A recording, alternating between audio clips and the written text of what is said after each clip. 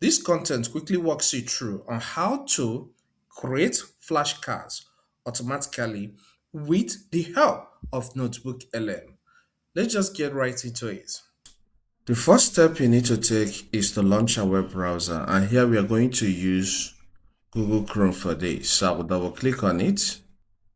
Once the browser opens, type notebooklm.google.com. You can see the web link here, notebooklm.google.com. Then I'll press the enter key of my computer keyboard.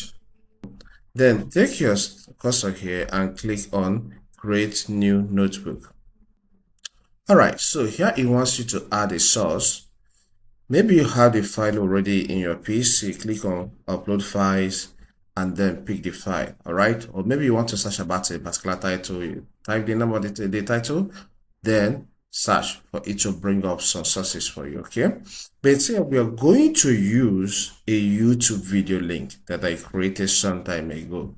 So I'll click on this option, then Ctrl V to paste it, then click on insert. So that's going to serve as our source in this case. So it has analyzed the content of this YouTube video and it has summarized it. All right, let's focus on what we're here for. Our interest here is to create flashcards. So click on this flashcards option. So give it time for it to generate all these flashcards here. It has come up with the flashcards. So let's click on it to see how it looks. You can see this is the first one of 70, meaning that this generated 70, or will I say, questions inside this.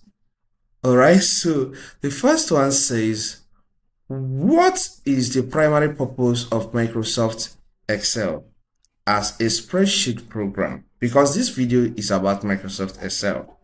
All right, so if you click on this see answer, you will see the answer. That is what flashcard is all about. You can see that is the answer. It is used for calculations, data analysis, and plotting of charts.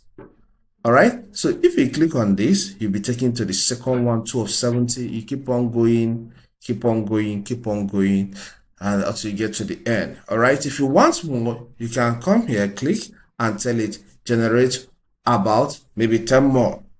All right, flashcards. So let's assume that I'm done with this and I want to send it to my students or a friend. All I need to do is to click on this share button here. But before then, you can see restricted is choosing here. So click here and select anyone with link, which means that anybody with link can access this, whether it's a friend or you added it to this place to have access or not.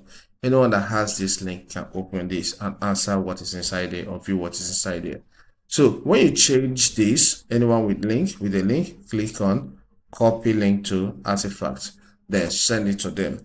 Alternatively, you can add the email address or the person you want to send it to, or the people you want to send it to, and then send this file to them from here. So let's add one. So I'll click here. So I'm typing this email and it detected it because I have sent a file to him before from here. So I'll click on it. So now that it's added, I'll click on send.